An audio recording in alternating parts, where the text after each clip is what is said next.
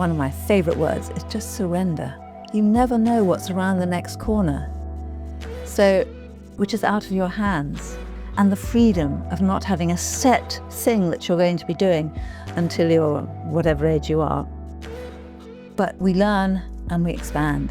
So we're not lost creatures. We are creatures in formation or in development or in something that's greater that we never imagined could happen. Here and now, it's here and now. That's where the power is. It's not what happened in the past or what might happen in the future. It's here and now is where the gifts are. I write lots of beautiful questions, and then the answers come in, if they're meant to come in, when they're ready. So I'm not pushing for an answer. I'm not pushing for the affirmation to be realized, but it's that opening to all the resources that we haven't tapped into yet. And they're huge, they're enormous. Who I was, it didn't matter. I didn't have to prove anything to anyone. So in a sense, that was wake up to my ordinariness. I'm just an ordinary person. I don't have to be proving anything to anyone. I don't have to be performing. I can just be myself. Oh, what a relief. It has to do with loving yourself unconditionally. You're doing the best you can with what you know. When you know better, you do better. And love the ones that are close to you. Hello and welcome to another episode of the Awareness Club podcast. In the episode today, we will discuss about what means the connection with God, to lose control into creating a better life.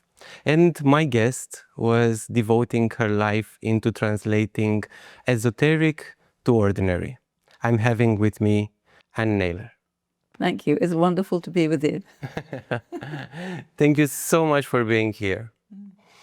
You are starting in 1979 your spiritual practice. Yeah. I am right, and tell me more about your personal evolution. Okay. Well, I started seriously in the area, as you said. But in fact, my really beginning was when I was 21 and I was in India. And I was offered a trip to India. And at that time, I had no idea what I was doing in life at all. I felt totally at a loss. And India was my wake-up call. I traveled around hipping and just talking to people. And what I loved about India was the acceptance. People accepted you. And up until that point, I tried to be successful in a career, and things just hadn't been working out at all. So it was really, India was my starting point, and that was in about 10 years before the date you mentioned. And that was my first awakening. And I was very happy in India. But I'd been brought up in England, grown up there, educated there. And I thought, if I'm supposed to be in India, I would have been born here. But in fact, I need to go back to England to accommodate myself to England, which is what I did. It was not easy because I was very comfortable in India. I was accepted. I didn't have to prove anything to anyone. And then I met John Roger, and I did a training course called Insight Seminars. It was the first one they'd done in London that I joined. I heard about it through the newspaper, and I was very drawn to what they were doing. And it was about practical spirituality. It was not esoteric. It was like, how do we live a better life? And I was particularly interested in that because in India, people were following all kinds of gurus, which is great, wonderful that they did that. But I felt so many people like myself were dropping out and lacking any direction or purpose or meaning in life. And this training was practical spirituality, how I create a better life. And so that was my starting off point. And then I was studying spiritually with this person, John Roger. And I went from there. And really what they're doing is what's called soul transcendence. So it's awakening to who I am as one with God and learning that path. And I've been doing it ever since. I'm still, because I don't think our learning ever stops, I'm a lifelong learner. So I was on the right track and I was drawn to it. You were just mentioning awakening in India and awakening in this course. How would you define awakening for yourself? What switched in you? Well, I think I was desperate because I had no idea I felt I was to do something in life. And it's like, I wasn't doing anything. I was dropping out of university. So I have to say I felt quite hopeless at that time. And the thing I loved about India and the Indian people was the acceptance that who I was, it didn't matter. I didn't have to prove anything to anyone. So in a sense, that was wake up to my ordinariness. I'm just an ordinary person. I don't have to be proving anything to anyone. I don't have to be performing. I could just be myself. Oh, what a relief. And then I did have to adjust. It took about 9 years to adjust to being back in England, where I couldn't be. I wasn't a hippie. I was learning how to live in England as an ordinary person. And I was very fortunate, as I have been all along. I met an Indian woman who became my Indian mother. And she was a devotee of Sai Baba. And she was speaking my Indian language. Oh, I didn't speak Indian. I didn't speak Hindi or anything. But I understood the consciousness with which she lived her life. And it was inspiring to me. And it helped me to ground in England. I knew I needed to be in England because that's where I was born and brought up and educated. I knew I needed to be there. Awakening to who I was in an English context. So I'm back with people who still expected me to do things. And I said, I don't seem to be doing what you think I should be doing, kind of a thing. And so the course, the training that we did was very much about awakening and coming into that greater awareness and how we are loving beings. And the studies go a long way towards recognizing ourselves as human beings, as spiritual beings having a human experience. So that was the wake up, and a lot of the studies I've done are just awakening more and more, because I don't think you learn everything. It's not like learning how to build bricks or something. It's like you do them and it's done. No, I am a lifelong learner, and I love it. How is this communication with God? And more important, how would you define God? I love God. It's a good start. Also, there are all sorts of ways that I connect with God. When I was 12, my family went to live overseas. I was on my own in England. And in those days, there's no WhatsApp or no easy method of communicating with them. But what I used to do was to write letters. Once or twice a week, I'd write to my parents who were living in the Caribbean. And then, more recently, I started writing to God. And for 2 years, I wrote to God every day, because I had that connection. And something about writing to my parents, it was like they were God for me, because I missed them so deeply. So that's how I developed my enthusiasm for writing. So I was writing to my parents, but I was writing to God. That was more recently. I just had that connection with God. And it's hard to put in words. And I use the word God. It could be a consciousness, or the word is not important, but it's that spiritual essence of who I am and who I share with every other being in this world. Not just people, it's just the consciousness that we live in here, is that oneness where there's love and there's respect and there's honoring. I get shivers even thinking about it. Yeah. But that's how God is for me. And every day in the morning, I say, thank you, God, I love you, God. And in the evening, thank you, God, I love you, God. So it's a connection. But do you see yourself as part of God? Yes. So then when you thank you and say, I love you, God, you say it towards yourself as well? I guess I do. I don't think it like that. But yes, I'm not separate from God. I'm connected. So yes, I'm connected with myself. And that's an important part of it, of course. What did this practice brought to you, writing to God? Oh, at that time, I had a cancer. So I wasn't too well, which you're not normally if you have cancer. And it was just a comfort. It's just that I could write whatever I liked to God. I always tore things up. I never kept anything. And so it's just that connection and the peace. And I could write anything to God. It's like, I'm really having a rough day. I need your help, please. There's often a call for help. And in fact, I do have cards around me. Ask God for help. You know, it's just a relationship. It's very hard to define it. But it's something that's real for me. And so the writing was like, oh, it's God.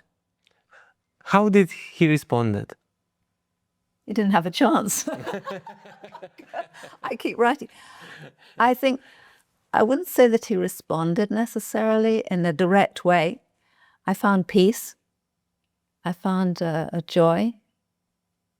And I think he connected me to other people as well, because I'm writing to God. That's not one person. It's not one entity. It's the whole of life around me.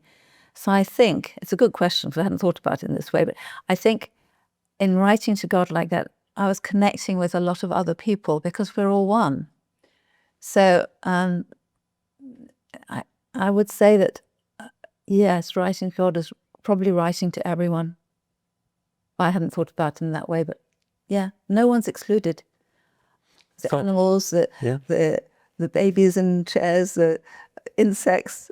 I'm not too sure about insects somehow, but you know, the world that we live in is precious. Each one of us. So in the process, you were strengthening actually your connection with the universal consciousness. Definitely. Definitely. Again, I hadn't thought of it in that. Yes.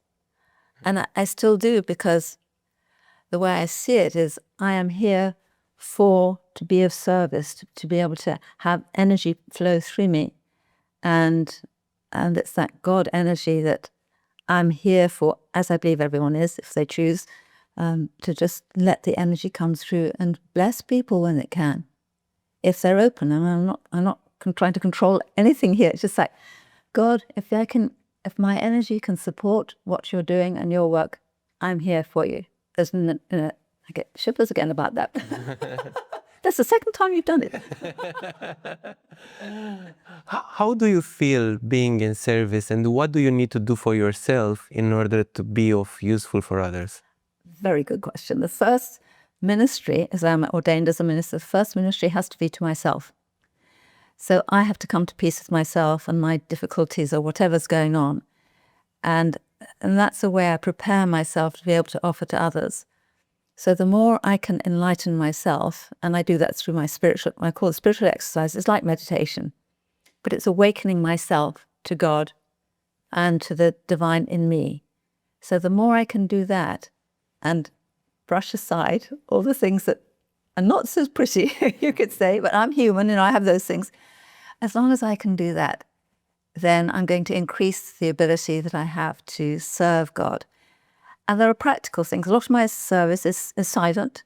So I don't know how I'm being used. I don't need to know. I don't want my ego getting in the way saying, oh, you did that, well done. That's not what it's about. It's about, I'm here, I'm available, however I can be of use. And then there are things like, little things like helping people to smile. If I walk along the street and people look miserable, I just smile. So they can be such little things, but they're not, because you never know a person who's going along feeling sad.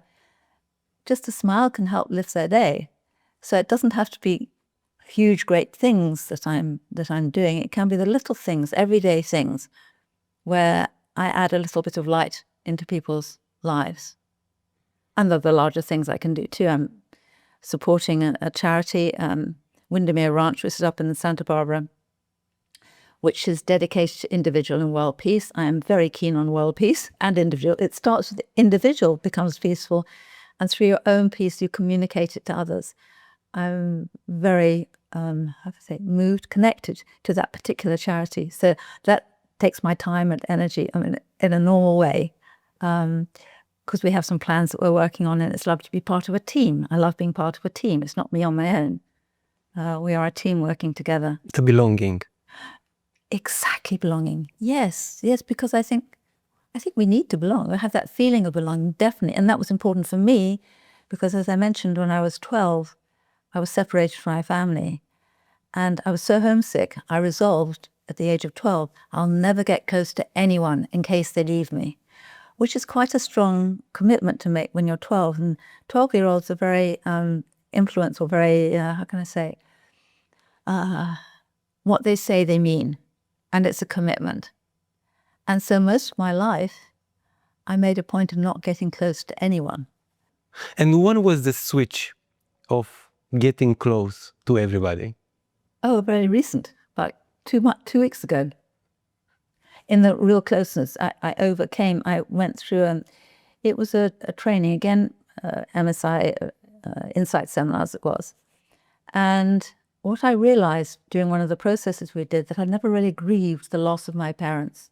You know, British, stiff upper lip, you know, we don't show our emotions here. So I suppressed all that commitment I'd made to not get close to anyone. And as I cried, the tears, it was like, oh, this is the grieving that I never did. No, it's just hot off the press. So it was about 2 weeks ago. And it was suddenly my world opened up more. Not that it was dead close before, but this was an important thing. It was the grieving that I hadn't done. And feeling that, and the belonging was the word used, I think, feeling that sense of belonging and connection.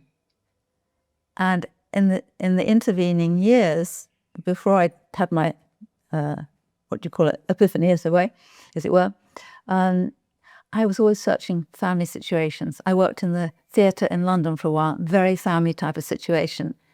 Indeed, MSI is a family situation. So I found all sorts of families to draw around me. So, HuffPost, it's another one, no? HuffPost, yes. I was definitely, for 4 years, I think I was writing as a, what do they call it? Once a week I would write an article. So that was definitely another one. Doing the weddings, that was an interesting one because I was only working with a community of the couple and their guests. Around love. Around love. Yes, absolutely. Yes. So I've never been without the belonging, but actually to find I'm now belonging with myself, because that part that I shut down some of my awareness of God, not a whole of it. And I was writing to God because I could always communicate through writing, but something, and it's still opening. I'm still going through that process of awakening, because something like that is profound, and these things don't happen overnight. I like to think they do. So when I came out, I said, whoa, I've got this energy and I wanted to go out and love the world or something, a little crazy. I have crazy tendencies, I have to say. But then a friend said, I think you've been through quite a profound thing. I think you might just take it a little gently and easily for a while. Oh yeah, you're right there.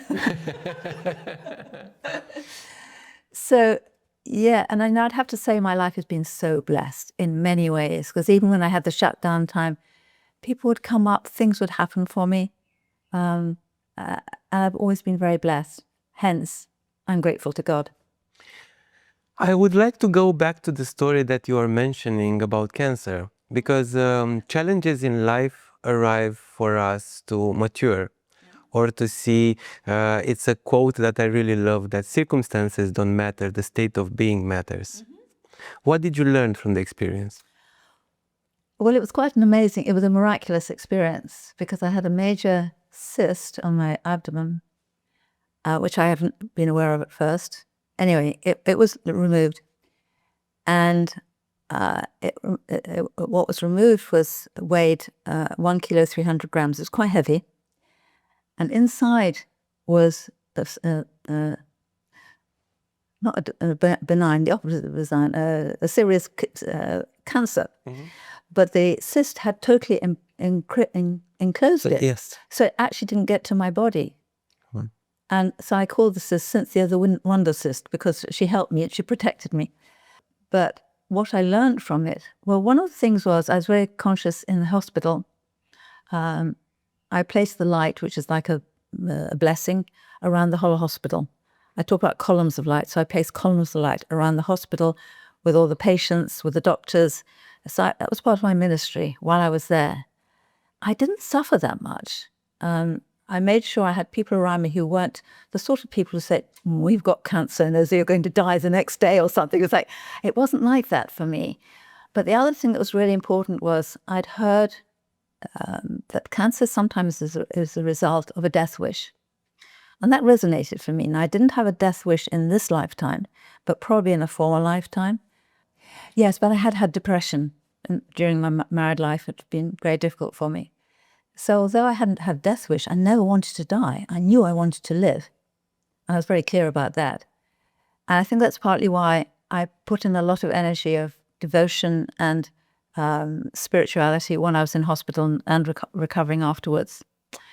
And I thought, okay, if I had a death wish, I know when I finish with this, I am going to make my life really different. I am going to have the best life ever. So I wanted to counter the death wish with a very profound and energetic life wish, which is what I have now. So you took it as an opportunity. I did. Yes. It's like... And what did you transform? I started doing a doctorate course. I have a friend who was 92 who got her doctorate when she was 92. And I thought, oh, she's 92 and I'm 97. No, 77. Let's get this right here.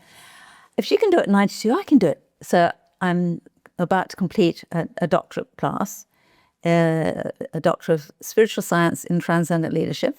So I'm working on that, doing the final year coming up. That's one thing, and also writing my book. I just wanted to stop you for a moment to explain me, what is this doctorate about?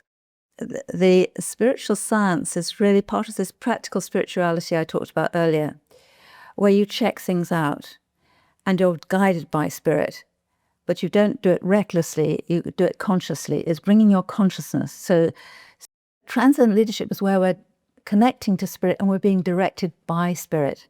So a lot of the studies are awakening more of who we are spiritually and applying those awakenings into everyday life.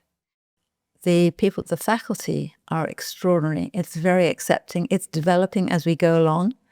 And it's a very special experience. And I'm learning a lot through doing the course. Can you give me some examples just to root more what you're saying? We write up programs. Every month we write up what we call reflections. So there's certain things we're studying as part of a class. And what do we learn from them in terms of who we are spiritually, who we are as ministers or peoples of service. And also inquiring. And inquiry is really how we're going forward with all of this. So how we're taking this forward. It's not just an exercise in beautiful things, but it's like, how am I evolving to contribute more as who I am as a divine being serving in this world? So, for example, two of the themes I'm working with is beauty, joy, and manifestation. And I hadn't thought about manifestation all that much, except a couple of good friends said, you realize you're a manifester? I said, no idea. When I look back over my life, yes, that's what I've been doing. This is a program I'm going to be working with, and we're coming up to the 4th year, so we have to write a practical treatise. I think that's what we call it, PT anyway, that will help set up what I'm going to be doing next. But those 3 themes, the beauty, the joy, which is who I am. I am a lot of beauty and joy, and I can communicate that, not necessarily by being a nuisance and say, I make you laugh. It's more a silent one that I have in myself that can communicate itself, or if invited, not consciously, but if someone wants to have more joy in their lives or wants to be aware of the beauty in and around them, because we're often not. I'm no girl, I'll do that as invited or as I'm moved. What would be a message that you will transmit to a person that was passing through depression, like you did in your life, and reflecting at that moment in time of yourself? What would you tell to yourself from this place of joy? First of all, I'd listen to the person, because often things get blocked. And I think listening is a really important part of what I offer, because a lot is communication and listening, which are not obviously words, they're listening. And giving person the space to offload, as I needed to do. I didn't do my grieving until it was a little later in the day, but really allowing the person to feel heard and loved and appreciated, and invite them to say what is true for them. And I typically look for the strengths, the beauty. I train myself to see the beauty in people. So once I've tuned into the beauty that the person has, and sometimes also the joy that is got hidden, then I ask a question. How did you feel it? Or is this true for you? What is true? So I ask questions to help them to open up some more without being intrusive, but with great empathy, for who they are and what they're having to deal with. Because people have to deal with some very difficult times. And sometimes they are hidden, the thoughts and the words are hidden. So listening is a great healer because I'm just holding empathy for them and respect. And what you communicate silently communicates. It was a wonderful thing called George Bernard Shaw had it, the Pygmalion effect. So what you project out into others, and that can be silently, gets picked up. We hear each other, not necessarily verbally, but the energy of who we are communicates. And that's one of the most valuable parts of restoring a person is so many people need to be heard. They need to be listened to. And that's so healing. And our world, that you said, is very hectic. Yes. People are doing things, and all of that is fantastic. They're achieving things, and it's an exciting world in many respects. But sometimes people just need to sit in the quiet and be heard. And this is like a definition for holding the space. When you say that you hold the space for somebody, Yes. so they have space Yes. to come up again. But if we are referring, for example, to a person that doesn't have somebody to speak with, and because most of times when we are in depression or we want to be alone, Yes. and we want to Yes. contract into a space where we need introspection, even though we take it most of times as suffering. Yes. But if we are alone, what do you tell to yourself alone? That's also a really good question. Well, sometimes what will happen if a person's depressed, they're reluctant to ask for help. So that's an important thing. Even if they're not ready to do it, I think it's important to say there are people who really are willing to help you. See if you can find someone who can listen to you. So that's one thing. And I think what I did, well, I have a 5-plan thing for depression, which is humor, gratitude, exercise, future focus, and language. So humor, find something to laugh about. The news is really heavy a lot of the time. Watch programs in television that make you laugh, or go to a movie that is funny. So humor is a tremendous release. It helps to lift above depression, humor, gratitude. Another very important thing is gratitude. Yes, things may be really difficult. Look at what are the things that you can be grateful for. And I had an experience of that.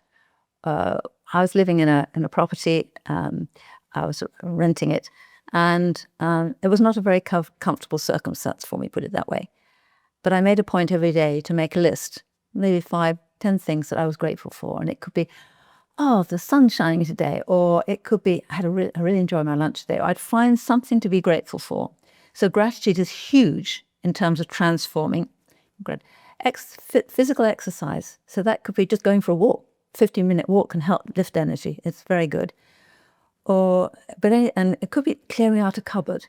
And then we don't like doing that. There's something about clearing out a cupboard which moves your energy. And it's a lot about movement.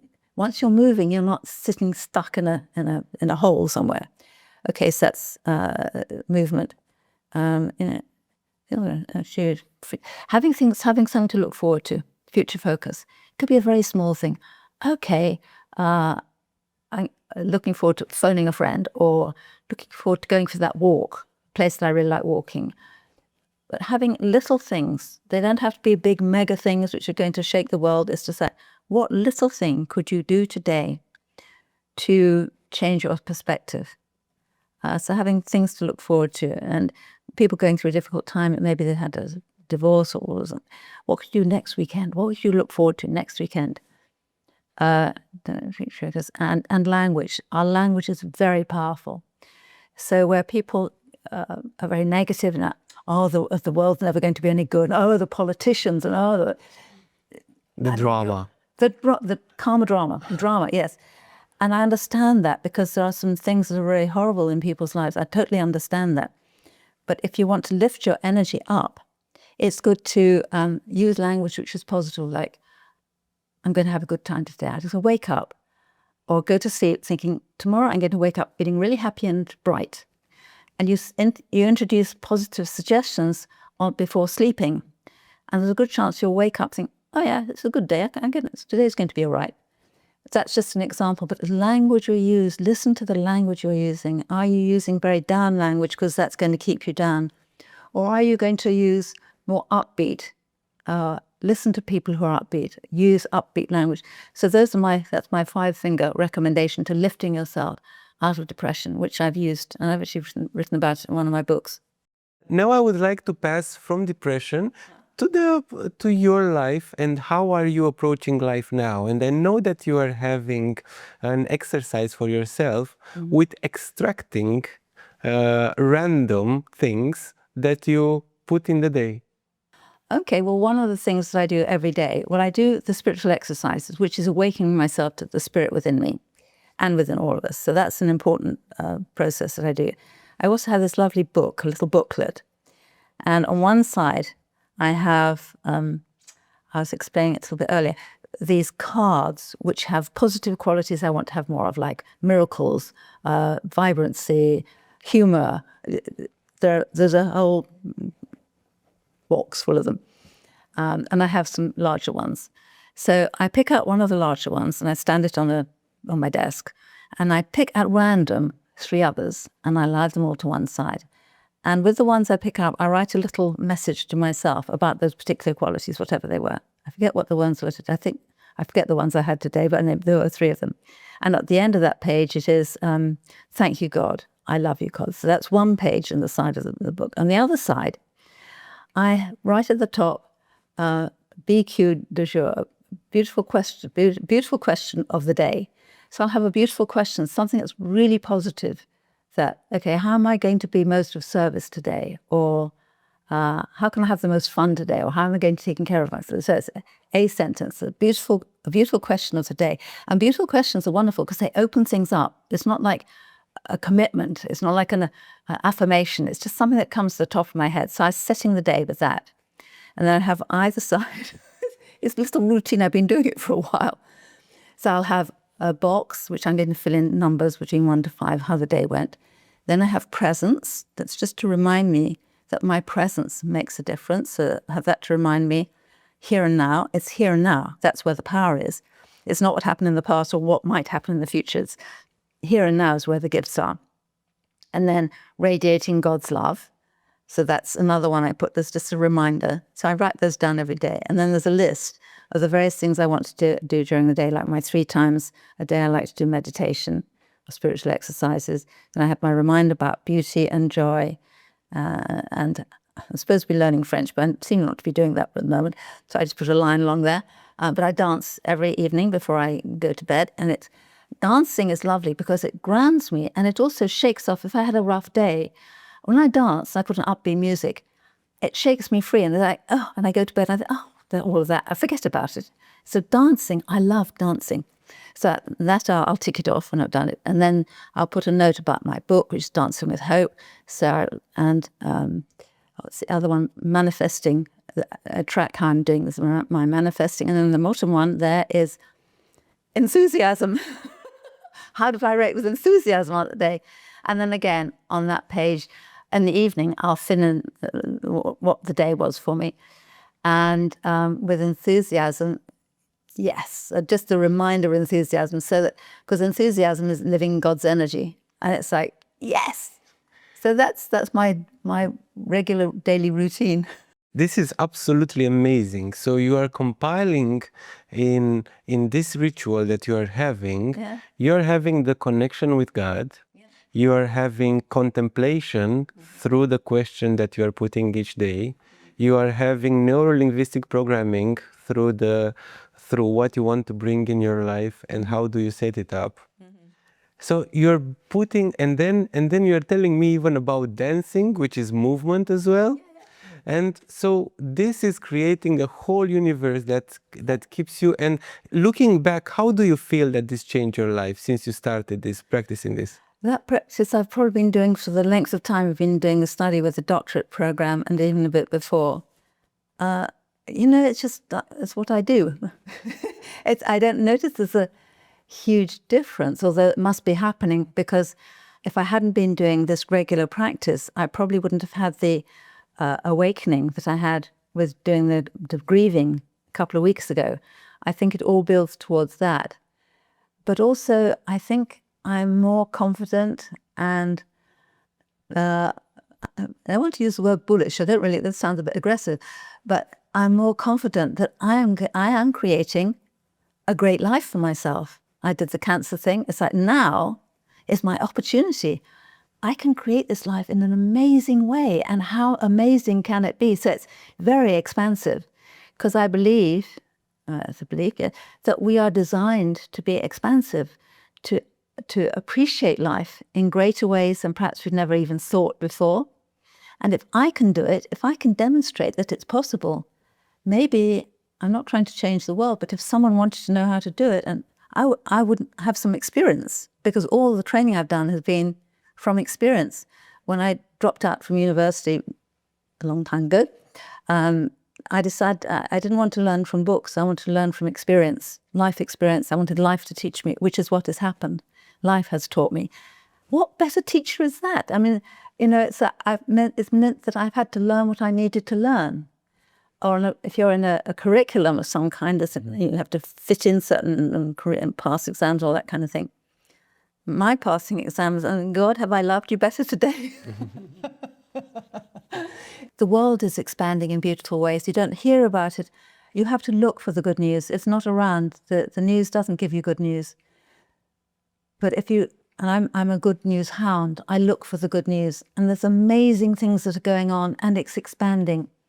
And we do live in an extraordinarily beautiful and amazing world that I choose to be a part of. And if anyone wants to join me, they're welcome. Because it's like the more of us, and it's the family thing. Mm-hmm.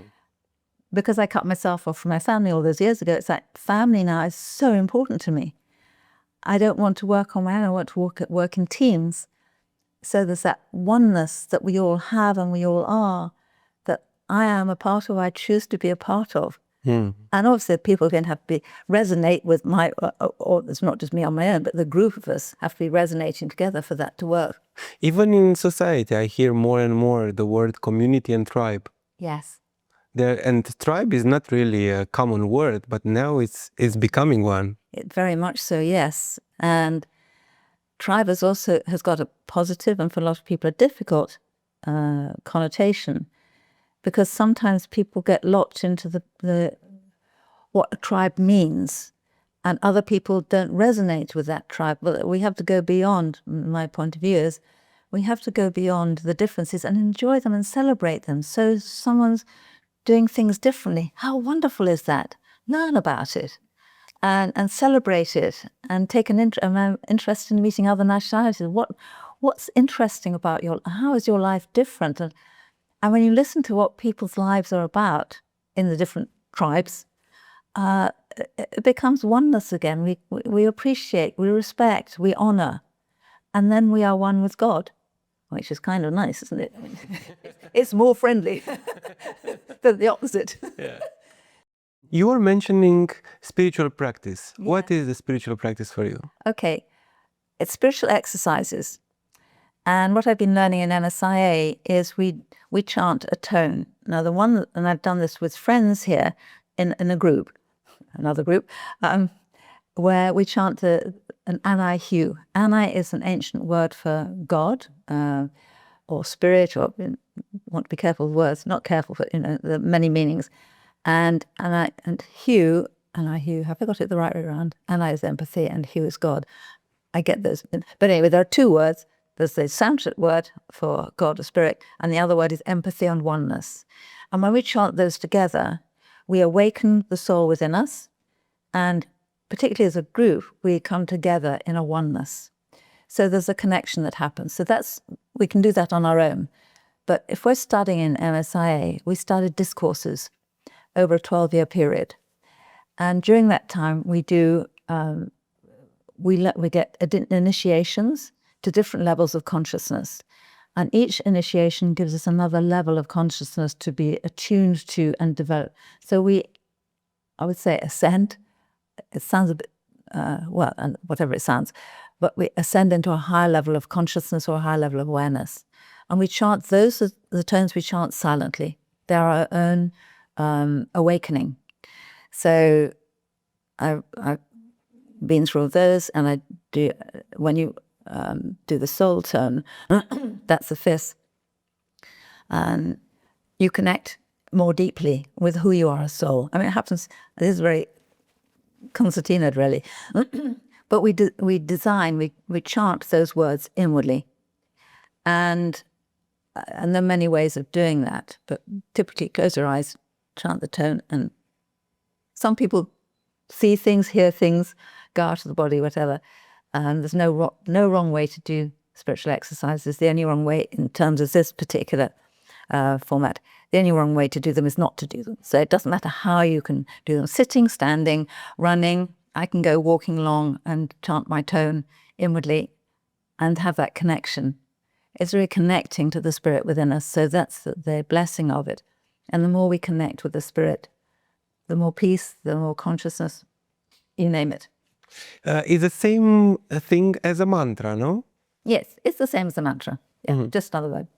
Yeah, it's a mantra that we do, and it's the 5 that we were given personally by a person who gives us the tone.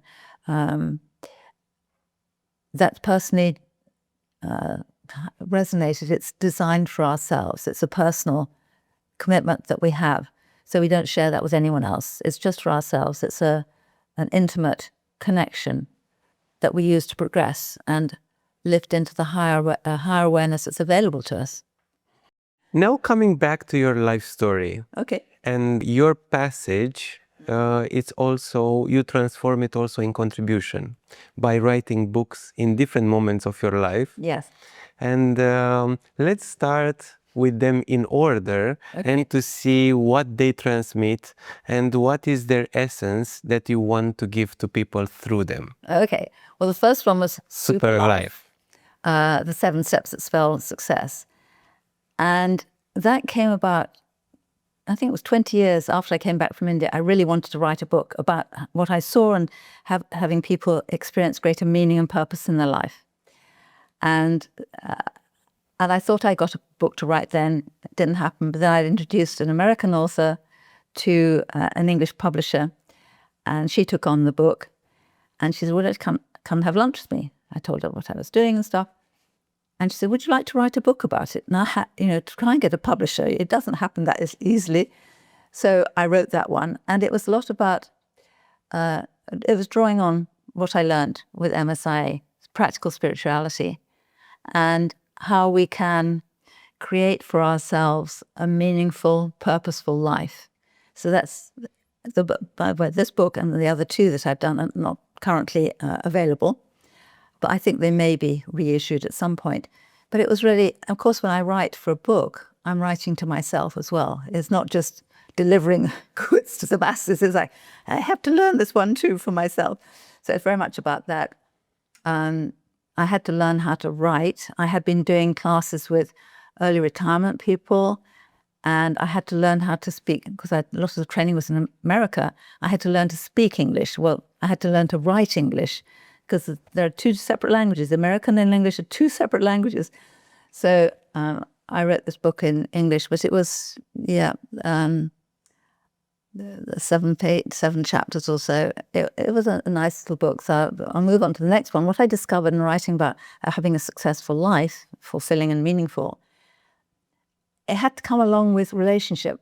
How are you getting on with the people around you? Is that effective for you? So the next one was Super Love, the Guide to Happiness in Personal Relationships. That was definitely a course in training for me there, because I had a lot to learn at that time.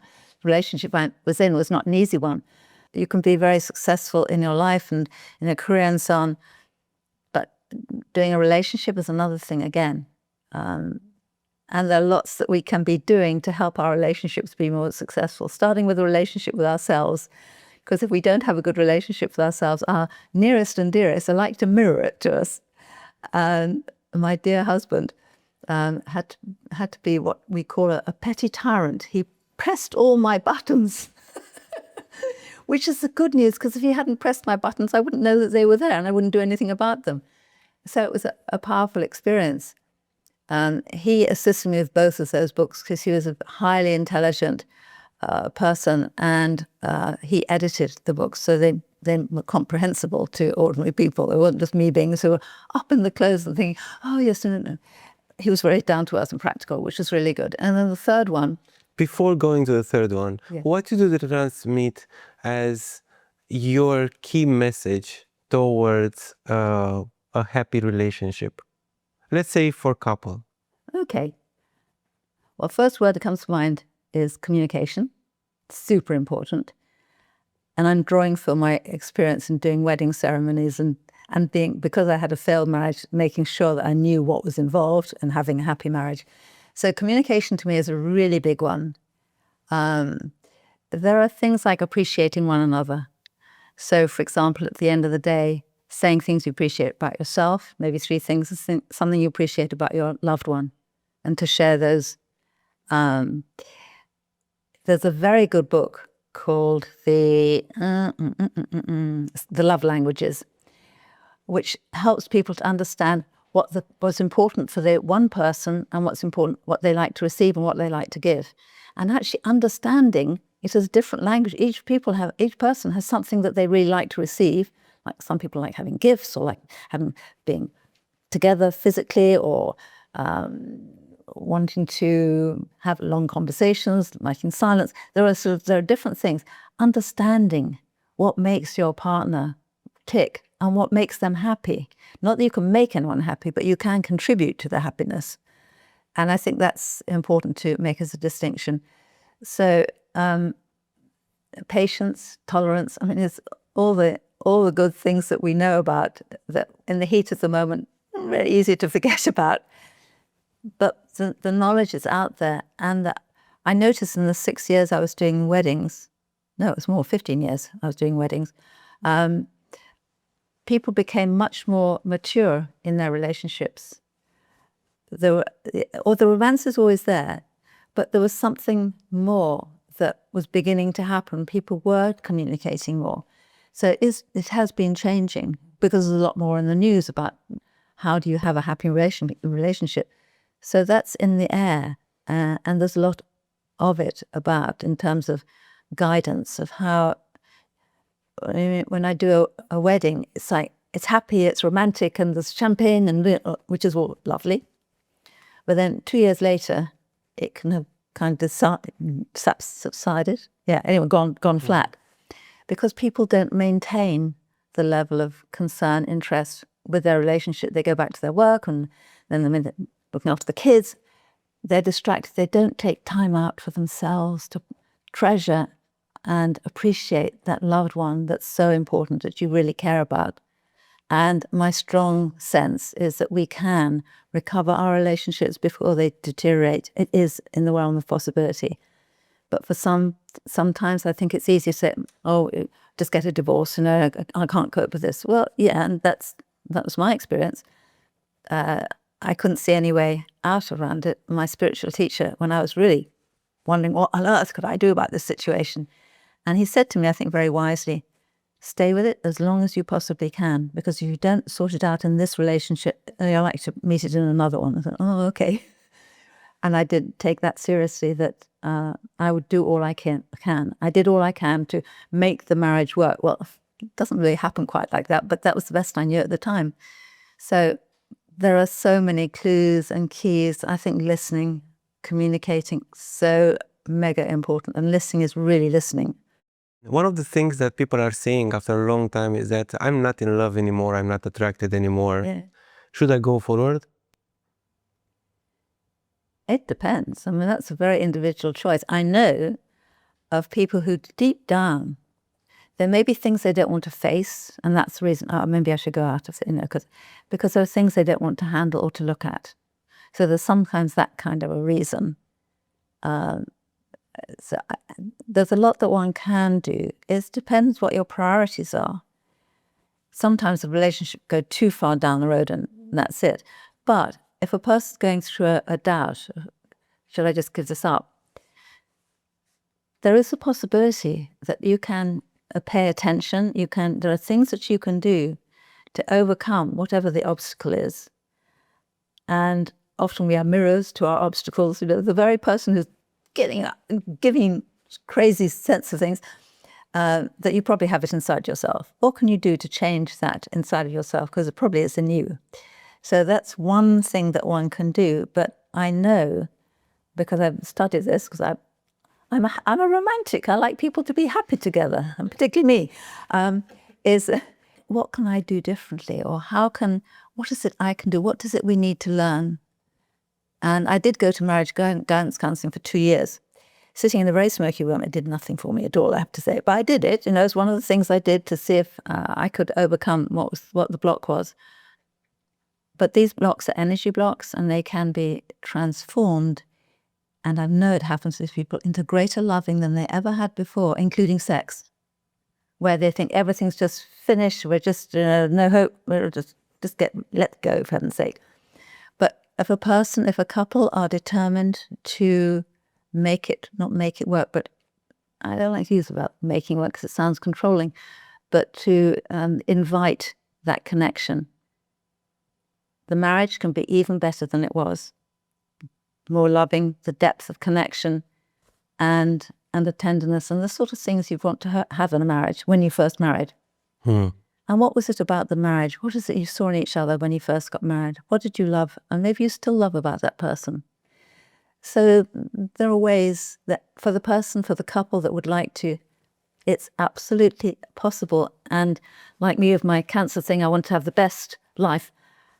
If a couple really made the determination, they could create the best marriage they could ever have. That is possible. See, that's really optimistic, isn't it? But I've seen it happen. I know it can happen. So it's really up to the couple. Now let's go to the next book. Oh, okay. Super You, Be the Best You Can Become. And this one, I didn't get help with my husband on this one because we were already separating at that point. But that is, a theme that goes throughout it is a possible dream. So it's kind of echoing what I've just been saying in a way. What is the possible dream you have for your life? And I ran a group, another group, a few years ago for 9 years, called the Possible Dream Group. And it was based on the theme from the book. And a group came, we'd have anything from 5 or 8 people to, at the beginning we had something like 20 odd people who'd come. And we invited people to talk about what was going on for them. And it could be something that was been a problem, but always the focus is a positive focus. It doesn't matter how difficult the problem is, think of a solution or think of something positive around that issue. So it was helping to transform people, and that's what the book is a lot about. It's transforming things into possibility. It's not the impossible dream. Every dream, if you have one, is a possible dream. How can you make it a possible dream? How can you make your life a possible dream? So be the best you can become. So it goes back to my own thing, living my best life. I wrote that a few years ago now, and I'm now doing it. It's taken a while to learn. But it was always in my consciousness that I can make my life the best life I could possibly make it. Maybe other people could who thought it isn't possible. It's beautiful that a lot of people are preaching about topics that they want to fulfill in their life. Yes. But once you manage to embody what you're saying, then it becomes fruitful to the life, and then it is a much powerful example to the others. And for you doing so, you feel from how you speak and your presence itself, it sees and it feels that you are doing it, and you are doing it for yourself.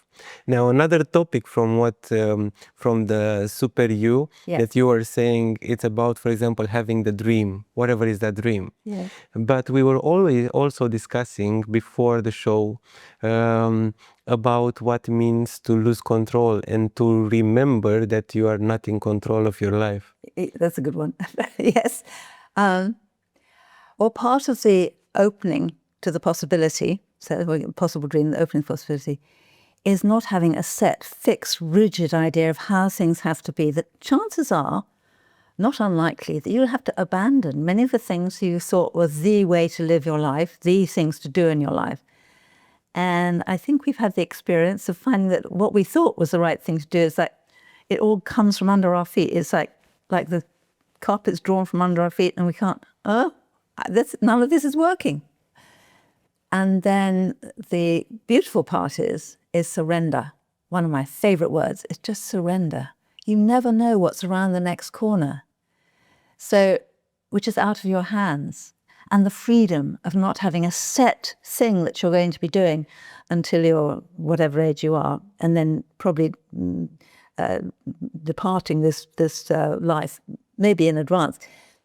Because I'm very interested in the elderly people, because I worked with the people who are in early retirement. And it's like, how do we sustain a thrilling life until it's time to go, without having to endure all of the illnesses, the dementias, the things that older people often are suffered to, or suffer, because they've lost the appetite. And one of the beautiful things about finding you're thrown to the winds, I don't know what I'm going to do, this hasn't worked, is to surrender and then be open to what shows up. Because sometimes you're so busy you don't hear what your possible dream is, because you're so busy doing things that you think you should be doing. And it's like, that didn't work. But when we're open to the newness, every day is new. Every day it's now. And that's where the opportunities and the possibilities are just fermenting and ready for you to say, excuse me, I think it's this.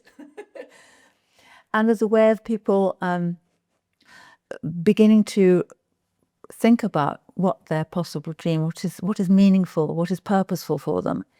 And there are little exercises, which are in the next book, little exercises you can do to awaken up that spirit of curiosity, of interest, of possibility, of the things you'd never thought you'd ever thought of, and things that are really new. And then finding, and as you open, people come towards you. You happen to notice something on a TV screen, or you notice things around you. Actually, that looks like something I quite like to do. And you start small. You reach out, and you're not isolated. You begin reaching out to people that you never had particularly thought of reaching out to before. And you find that people resonate. You find people who come to you who resonate with your craziness. As I'm fortunate, I have found many other people who are as crazy as I am. So I don't have to be a normal person. I can just be my crazy self. And in fact, there's something lovely about crazy selves, because they're happy. They're not trying to be perfect. They're not trying to get the next exam done or the next doctorate. Mine is a different doctorate, but anyway, but trying to prove something to yourself, gain approval from people. I mean, that was one of my things. I had to conform. My mother said, Anne, sooner or later you're going to have to conform. Okay. Plus the British nature. It never really happened. It was a good idea. But that was the generation she lived in, where to survive, my mum and dad went through the Second World War, and you needed a direction. You needed to be held together. There's just the magic of being your own person. This is where the strength is. You discover who you truly are for yourself, and sharing that with other people, and finding other people resonate with who you are. So you're not on your own, because that's one of the things that I think frighten people a lot, being on their own. So they're in sometimes a fixed situation because they're afraid of abandoning it. I have a curiosity, because you're saying that you are working with elderly. Yes. And I know that one of the biggest problem is the passage, is the dying. Oh, yeah. Did you had this type of discussions with people to liberate themselves from this fear, from this projection of what is happening and what that really means? Yeah, fear is the word I was looking for a moment ago. We are connected. You picked it up. Because fear is one that came in the book. Fear is one of the things that's underlying a lot of addiction. People eat, they drink, they have habits which protect them, supposedly. But often underneath that is the fear. With older people, I haven't tried to work with them. I've done counselling with people who are living with cancer, and that's not necessarily a death wish. If an older person hasn't come to terms with the fact that we're going to die sooner or later, often they have a hard death. That's what I've noticed in people who haven't come to terms with their life of who they are, who've had a very regimented life, or things haven't gone well for them, but they're stuck. They haven't overcome that as a younger person. it's a painful death, is what I've witnessed. No, it's always, but certainly that's something I've witnessed. So I love that personal development these days is helping people a lot younger to understand what their blocks and limits are so that they can be free, so that when the end comes, they leave happy. And I do know a lot of people who have had happy passings. And it's one of the things that very much we do in MSIA, is help people come to terms with themselves, to deal with their issues. And I know many of the friends, people I know who've passed on, and there's great happiness and celebration for them and for their loved ones. That, and I've seen, is created, and it's a very important part of the ministry in my church. We call it a church. It's not like a building. There are communities of people around the world, but so I think we start early to understand the blocks, the difficulties we have, so that when the passing comes, we're not tied to what we think we should be, that we've let go of that, and that we've come in some ways connected to the divine, whatever that might be. And it can be having a pastor or a priest or someone who you can talk to. What comes to mind is the session I had with my father 2 years before he passed. And it was a wonderful experience because he opened his mind and his heart for the first time. And he was in the Navy, rather contained person, lovely man, very wise. And so we had 2 weeks when my mum had gone to a nursing home to give him a break, actually. And so it was, I felt that although she was not in home, that he would still be in his own. So I made a point of calling him every day just to have a chat. And at first he was complaining about the Nazis, the socialists were coming and having tea parties. I mean, the sort of kind of dizzy kind of stuff. And I said, oh, yes, Dad, and I listened to all of that. And so we had a bit of a chat, but he was able to offload, and he said, I was never very clever, and your mum was always the one in charge of things, and I was just hanging on, and it was all news to me. I'd never heard this before. And then in the second week, he sort of calmed down about that. And then I got to hear his true confessions, kind of interesting. And he said, well, there's this woman. So, yes, Dad. Yes, this woman. And he'd been traveling in the Caribbean, and had been to various government houses in the different islands. And he said, there's this woman, and we had an affair. I thought, oh, yes, Dad, okay. Yes, he said, it was just sex she wanted. Okay, Dad. And we had a repeat of that the next day, and it's like, then it was forgotten. But that was obviously something that was in his consciousness that he hadn't been able to shed. And the connection I had with him, because he was able to be really open with me, and he didn't feel, I was not judgmental. I was like, oh, that's interesting, Dad, really? But there was no shame, there was no blame, there's no judgment that he shouldn't have had this affair or whatever it was. And to be able to do that for a loved one is a lovely thing to be able to do. And I think, by and large, he had a peaceful passing. He died on Armistice Day, which in England is that he always went to church on Armistice Day. It was the day of Armistice Day that he actually died. And he chose a perfect day for his passing. And, these little things happen. So, it's the listening. Holding the space. Holding the space. It's holding space unconditionally, just holding love. And holding respect. More shivers on the knees. Oh, you've done this a few times, I hate to say. But yes, it's that seeing the love and the beauty in that person, which is what I trained after doing the first training class I did back in, where it was 1979. One of the exercises was seeing the inner beauty in people. And I made a consultation exercise out of seeing the beauty in people. And I can still do that. It's a bit intrusive, just going, oh, I see the beauty. Don't quite do it like that. But if I'm talking with someone and they're going through some sort of issue, then I'll look out for the beauty in them. And I won't necessarily I don't need to say anything about it. I just connect with it. And I train myself to resonate with it and just see the extraordinariness in them, although they hadn't been feeling that because they'd been feeling a bit down or stuck or whatever was going on. It's like I was just there for them. And people found their way through being heard. You are a free spirit. Yeah. What is the difference between how were you at 30s a free spirit and how you are now a free spirit? I think years ago, I was still trying to conform and do what my mum thought I should do. So, but I kind of broke away anyway, because going off to India was being a bit of a free spirit. And they were a bit scared about what on earth, didn't say anything to me. I just said, I'm going. And then, okay. But obviously they were concerned because, where was I going and what was I going to do?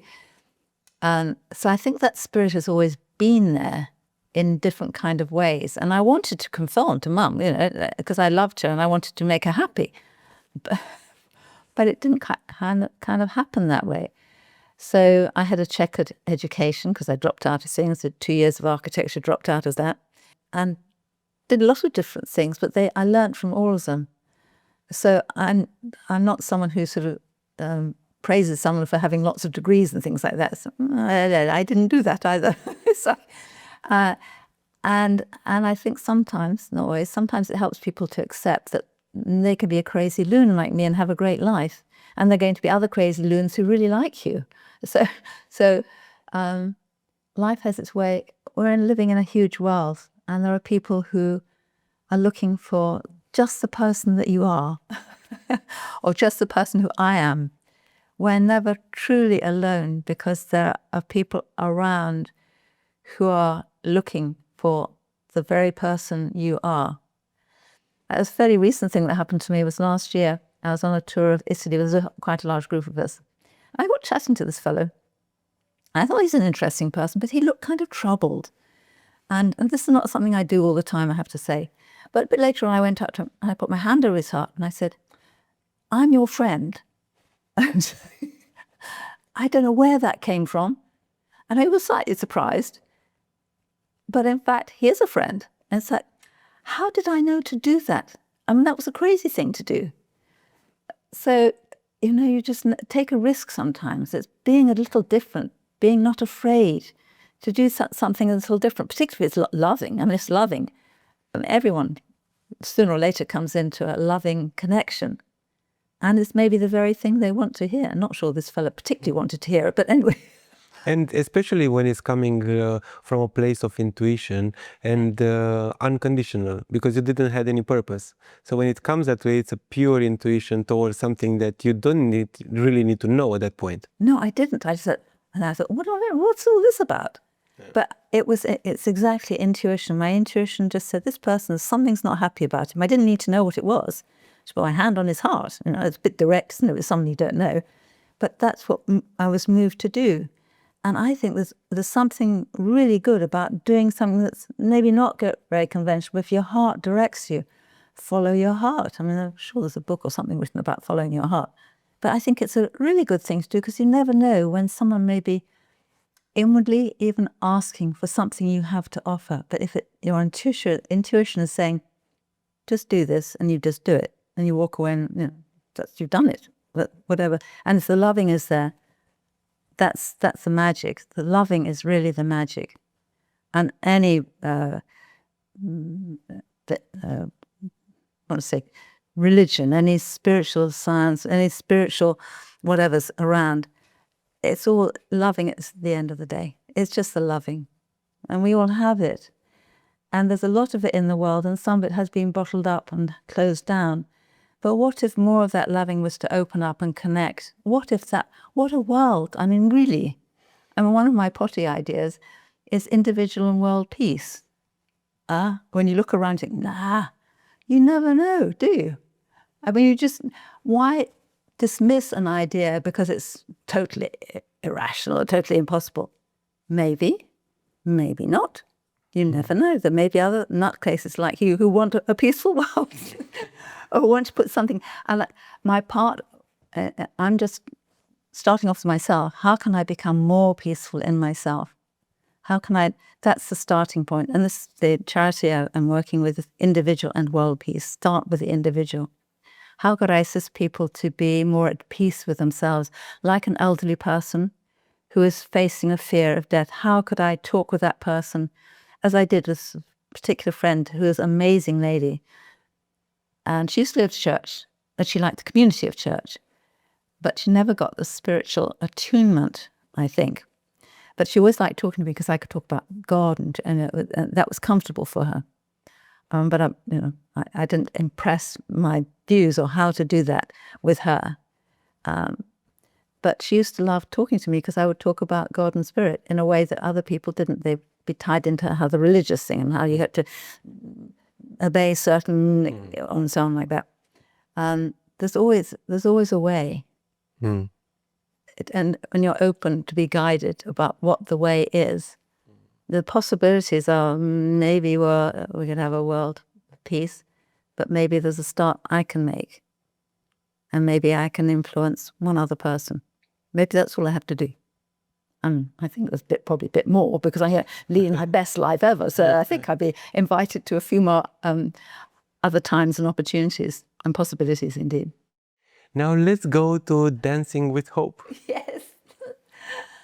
I who love dancing. Yes, this is my most special one. Now, I'm not going to make the other ones not special because they'll be upset. But anyway, this one is very special. And I was fortunate to have an amazing editor who's in Canada, who's had given me incredible time. And my idea is a little bit off the wall, you could say.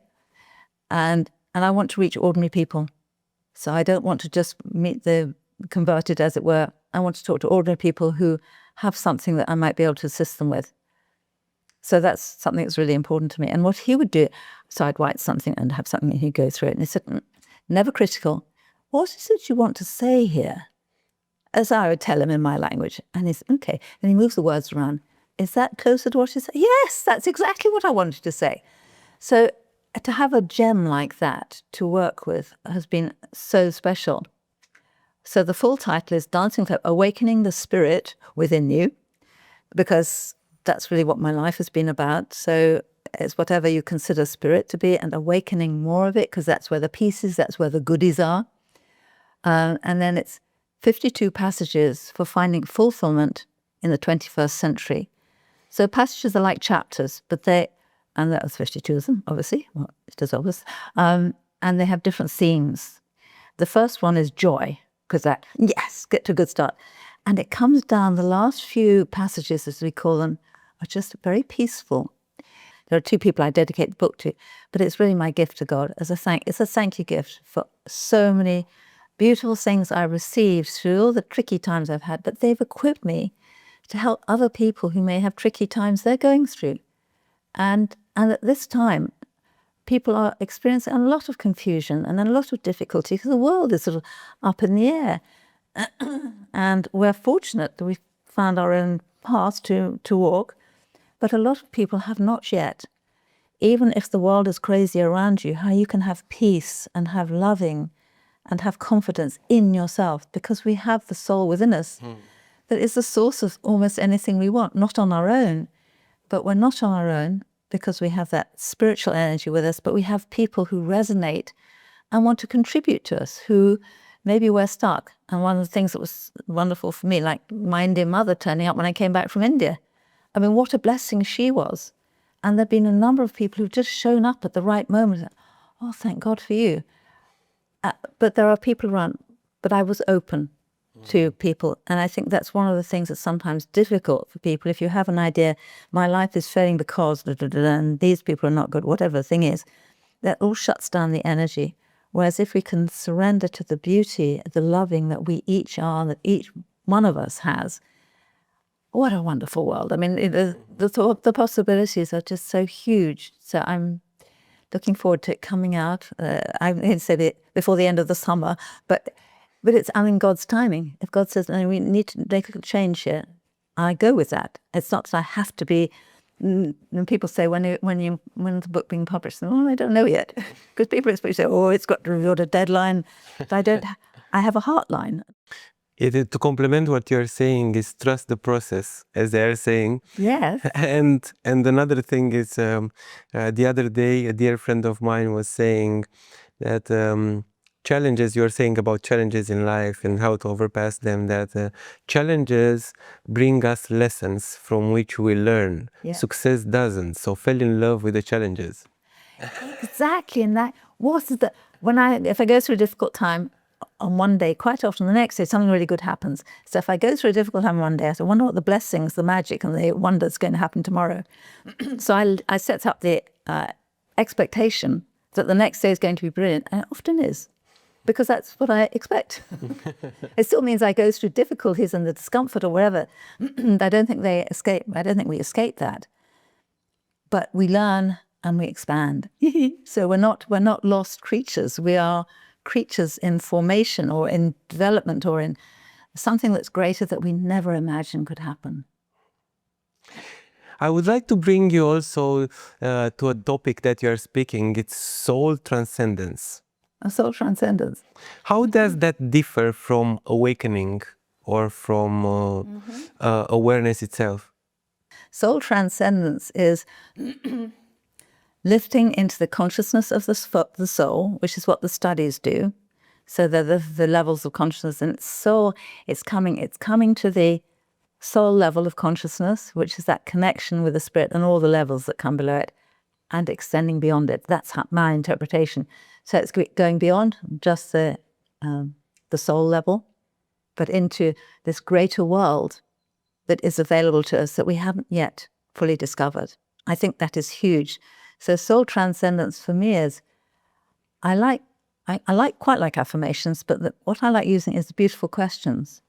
So that if I'm in a difficult place, I'm working through something, I write lots of beautiful questions off the top, and the exercise actually is in my first book, Super Life. Lots of questions, and the more questions I can add, just totally random. It's a spontaneous thing that I do until it's right. I've written all the questions, and I just put it to one side and forget it. And then the answers come in, if they're meant to come in, when they're ready. So I'm not pushing for an answer. I'm not pushing for the affirmation to be realized like whenever. But it's that opening to all the resources that we haven't tapped into yet. And they're huge, they're enormous. And there's something about being open to and asking.